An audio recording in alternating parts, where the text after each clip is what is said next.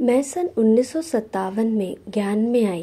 मेरा लौकिक बेटा आत्म प्रकाश, जो ज्ञान अमृत प्रेस को संभालता है, हमारे परिवार में सबसे पहले ज्ञान में आया था।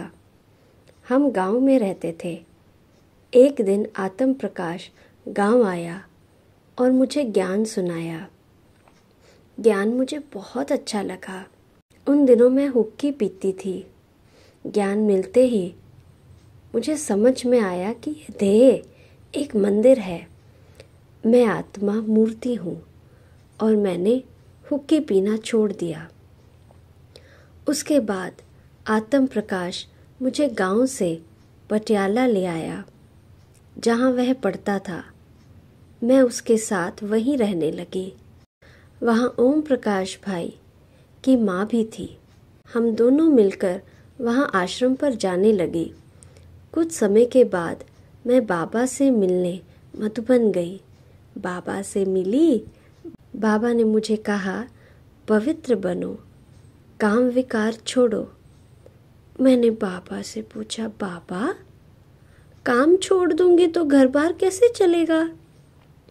घर का कामकाज कौन करेगा? बाबा हंस पड़े।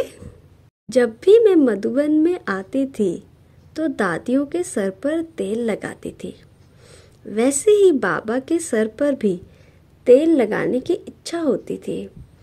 एक बार क्या हुआ कि बाबा ने मुरली में कहा कि बच्चे, बाप के कदम पर कदम रखो। क्लास के बाद मैं बाबा के पीछे पीछे चलने लगी। पाँव रखते समय बाबा की खड़ाओं पर मेरा पाँव आ गया तो बाबा ने पीछे मुड़ के देखा। बाबा ने पूछा, बच्ची क्या बात है?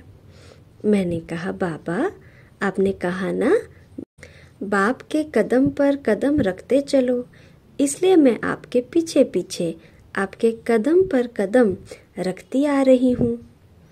ये बात सुनकर बाबा मुस्कुराने लगे। जब भी मैं मधुबन आती थी तो मुझे ऐसा आभास होता था कि मैं अपने ही घर में आई हूँ। इसलिए मेरा कभी मधुबन से वापस जाने का दिल नहीं करता था। मधुबन में बाबा के पास आने के बाद मुझे कभी भी घर की याद नहीं आती थी, और ना ही बच्चों की। नष्टो मोहा स्थिति स्वतः बन जाती थी। कितने दिन गुजर गए इसका कोई पता नहीं रहता था। मेरे मन में मधुबन के प्रति खींच तो थी ही। इसके कारण ही मधुबन में आकर मैं सब कुछ भूल जाती थी। एक दिन बाबा ने मुझे बुलाया तथा पूछा, बच्ची मधुबन में तुम्हें क्या अच्छा लगता है? किस कारण तुम्हारे मन में इतनी खींच होती है? मैंने कहा, बाबा मुझे यहाँ का शांत वातावरण, पवित्र वायुमंडल, ये सब अच्छे लगते हैं। बाबा ने कहा, बच्ची वैसा ही वातावरण तथा वैसा ही वायुमंडल अपने घर में भी बनाओ। अपने घर को मधुबन बनाओ ताकि आसपास के लोग स्वतः आपके पास ज्ञान सुनने के लिए आए और ठीक वैसा ही अनुभव करें जैसा तुम यहाँ अनुभव कर रही हो।